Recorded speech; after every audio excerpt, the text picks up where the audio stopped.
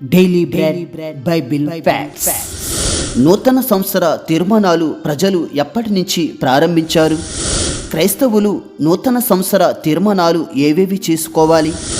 నూతన సంవత్సర తీర్మానాలు భౌతికమైనవి చేసుకోవాలా లేదా దైవికమైనవి చేసుకోవాలా అనే విషయాలు ఈ వీడియో ద్వారా పూర్తిగా తెలుసుకుందాం.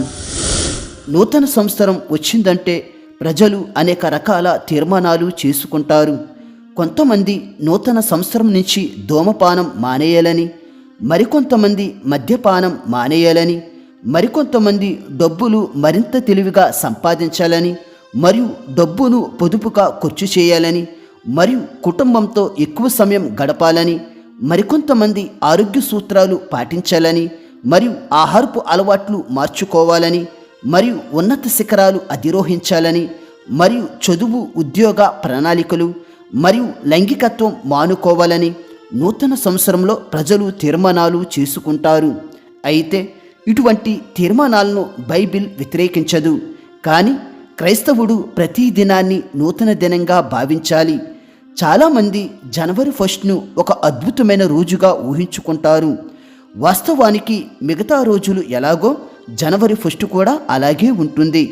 జనవరి 1 రోజున అద్భుతాలు ఏమీ జరగవు మరియు ఆధ్యాత్మిక మార్పులు ఏమీ సంభవించవు.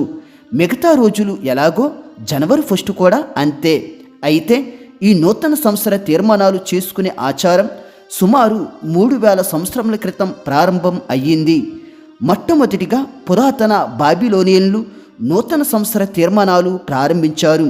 అయితే ప్రజలు నూతన సంవత్సర తీర్మానాలు చేసుకోవడం మంచిదే, మంచి లక్ష్యాలను నిర్దేశించుకోవడం మంచిదే.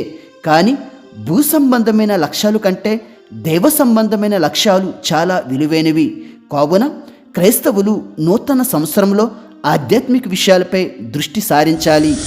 1 తిమోతి 4వ అధ్యాయము 8వ వచనం, శరీర సంబంధమైన సాధకము కొంచెము మట్టుకే ప్రయోజనకరమగును గాని దైవభక్తి ఇప్పటి జీవము విషయములోను రాబోవు జీవము విషయములోను వాగ్దానముతో కూడినైనందున అది అన్ని విషయములలో ప్రయోజనకరమవును. ఈ లేఖనం ప్రకారం శరీర సంబంధమైన వ్యాయామాల కంటే దైవభక్తి చాలా విలువైనది, ప్రయోజనకరమైనది.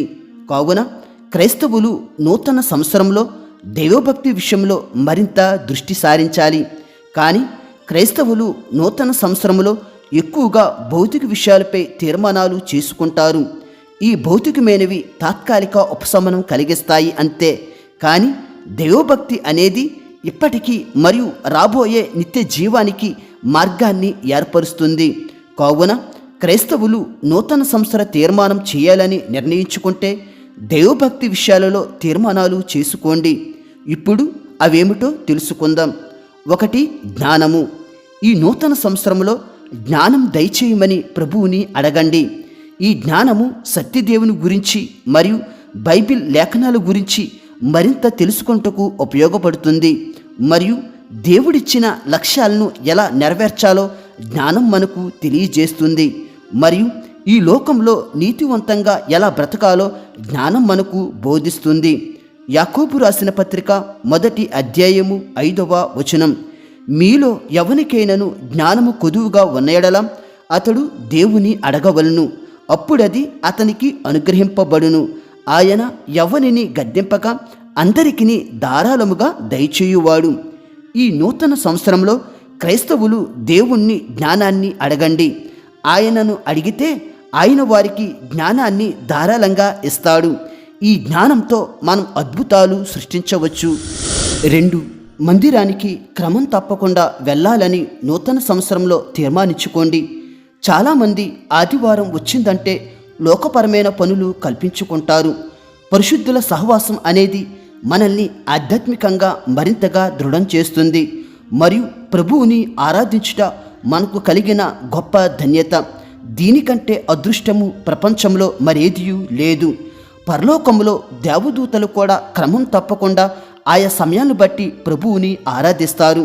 అలాగే భూమి మీద మానవులు కూడా క్రమం తప్పకుండా ప్రభువుని ఆరాధించాలి. ఆదివారం రోజున ప్రయాణాలు చేయడం, శుభకార్యాలు చేయడం, పనులకు వెళ్ళడం లేదా బద్ధకంగా ఇంట్లో కూర్చోవడం వంటివి మానేయండి. ప్రభు దినం ప్రభువుకు మాత్రమే ఇవ్వాలి. హెబ్రీయులు 10వ అధ్యాయము 24వ వచనం. కొందరు మానుకొనుచున్నట్టుగా సమాజముగా కూడుట మానక ఒకరినొకడు హెచ్చరించుచు. ఈ లేఖనం ప్రకారం సమాజముగా కూడడం మనం మానకూడదు. ప్రభువుని ఆరాధించుటకు మనం కూడాలి. ఒకరినొకరు హెచ్చరించుకుని దేవునిలో పరిపక్వం చెందాలి. కీర్తనలు 84వ అధ్యాయము 4వ వచనం. నీ మందిరమునందు నివసించువారు ధన్యులు, వారు నిత్యము నిన్ను స్తుతించుదురు. దేవుని మందిరంలో మనం నివసిస్తే మనం ధన్యులు అవుతాము, అంటే ఆశీర్వదించబడతాము, దీవించబడతాము. అదే ఆదివారం రోజున మందిరం కాకుండా బయట నివసిస్తే ఆశీర్వాదాలు కోల్పోతాము. కావున నూతన సంవత్సరం నుంచి క్రమం తప్పకుండా మందిరానికి వెళ్ళండి. 3. బైబిల్ చదవండి. ఈ నూతన సంవత్సరం నుంచి ప్రతిరోజు బైబిల్ చదవండి.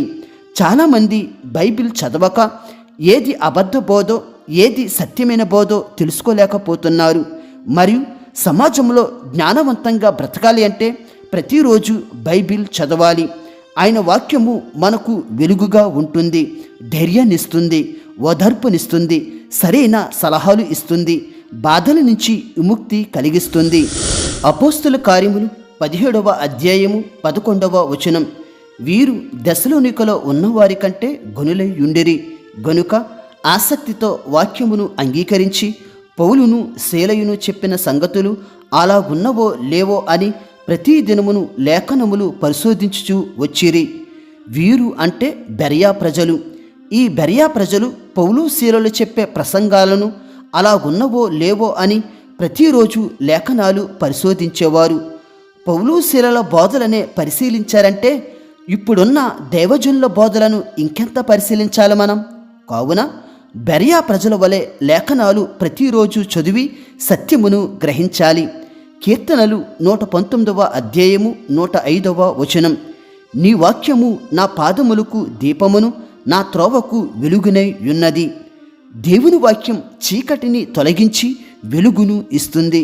కావున మన జీవితం ప్రతిరోజు వెలిగింపబడాలి అంటే ప్రతిరోజు దేవుని వాక్యం మనం చదవాలి. 4. సహాయ గుణం కలిగి ఉండండి. చాలామంది వారి స్వప్రయోజనాలే కోరుకుంటారు, ఇతరుల గురించి ఆలోచించరు. మరికొంతమంది మరింత పిసినారితనంగా ఉంటారు, పిల్లికి భిక్షం కూడా వేయరు.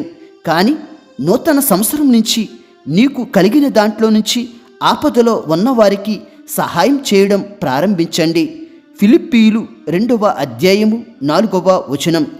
మీలో ప్రతివాడును తన సొంత కార్యములను మాత్రమే గాక ఇతరుల కార్యములను కూడా చూడవలెను. ఈ లేఖనం ప్రకారం మన సొంత కార్యాలే చూసుకోకూడదు, ఇతరుల గురించి కూడా మనం ఆలోచించాలి. మత్తయి సువార్త 25వ అధ్యాయము 45వ వచనం. అందుకాయన మిక్కిలి అల్పులైన వీరిలో ఒకని నేనును మీరు ఇలాగూ చేయలేదు గనుక నాకు చేయలేదని మీతో నిశ్చయముగా చెప్పుచున్నానని వారితో అనును.